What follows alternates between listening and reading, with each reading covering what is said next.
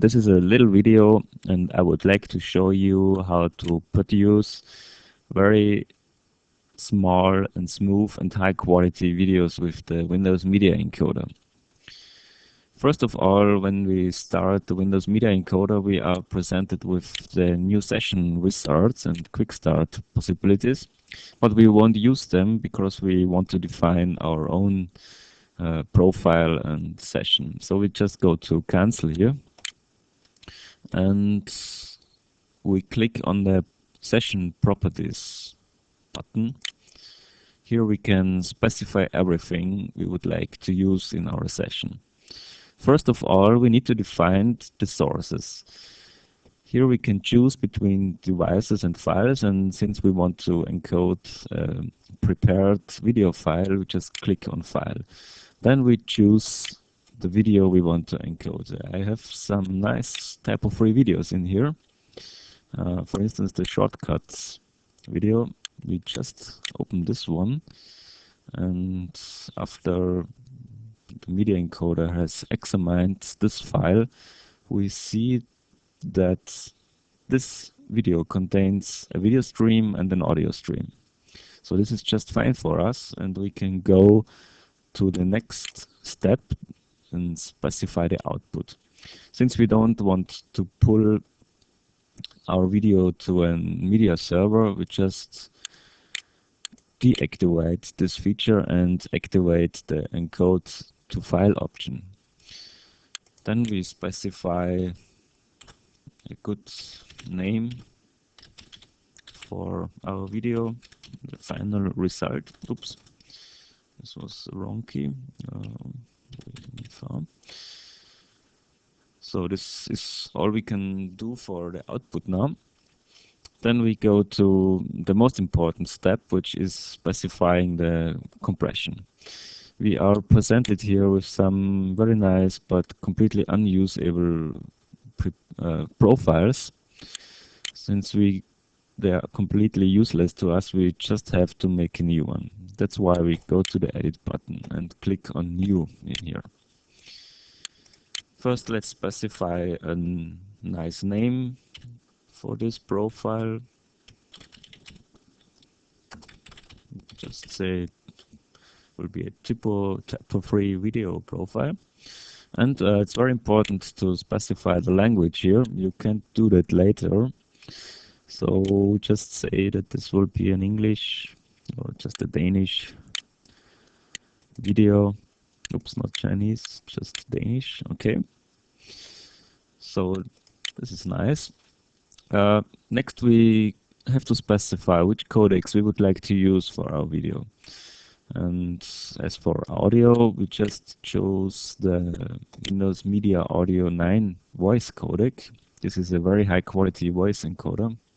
It's very nice and very kind. And for video, we use the Windows Media Video 9 screen codec. This is also a very interesting codec for our screen capturing videos.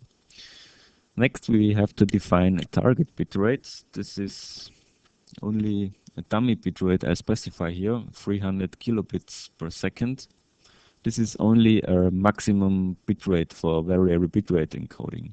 So our final video will at least have 20 or 30 kilobits per second. The encoder chooses itself the optimal bitrate for the quality we want. So just setting here 300 kilobits per second is a good value for a maximum bitrate we want to allow. Okay, now we can specify the audio format. The voice encoder supports these bitrates. We just choose this one here. I guess it's a good compromise between quality and bandwidth. For the video, we deactivate video resizing. We want to keep our video in the original size, so we just click this one. Now comes the frames per second setting. It's also something special for screen capturing videos. Normally, when you watch a movie in the cinema, it always has 24 frames per second. Screen capturing videos don't need to have these high frames per second. So We just enter 15 here. I have to say that this is also only a maximum value for frames per second.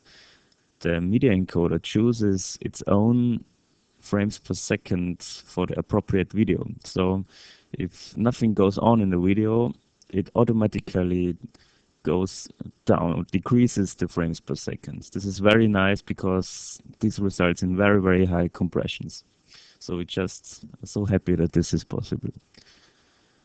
And with the rest of the settings, we just leave them as the default values. So now we just have a last look if everything is okay, and it seems like that, and then we can go to the OK button and we get a nice summary in here, and we see that everything is okay and just fine, and so we hit the apply button. Now all settings are ready and we can start encoding our video. So after waiting for some seconds or some minutes maybe, nobody knows what's going on here now, I guess it loads the codecs and everything to start with the encoding session. This is what we do now. I just hit the start encoding button and media encoder begins working. Here you can see the progress bar, and very interesting is the statistics module here. We can see that the frames per second are changing according to the happenings in the video. So now we currently have 1.33 frames per second. So 15 is just the maximum. We never reached it, as we can see it here. It's also very nice that we can see the average frames per second of the whole video, which is 0.82 now, so very low. This is also very interesting. Here we can see the bit rate. We have a maximum bit rate specified for the video of this value, 271. And here we can see the current bit rate. We can see that it changes very much. So when something is going on in the video, it's going up, and if nothing is happening, it's going down. So the video is almost finished now. And we can get a nice summary of the encoding process in this window, which is displayed after after encoding is finished. And what we see here is that around a megabyte of total video and audio data has been encoded. This is a total bitrate of 29 kilobits per second. Some experts of you will notice that this is very low.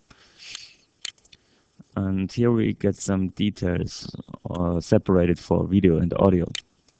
We just close this window and we are almost finished now. We can watch our video, which has just been encoded, and test how it worked out. And I wish you good luck for your own session now. Bye.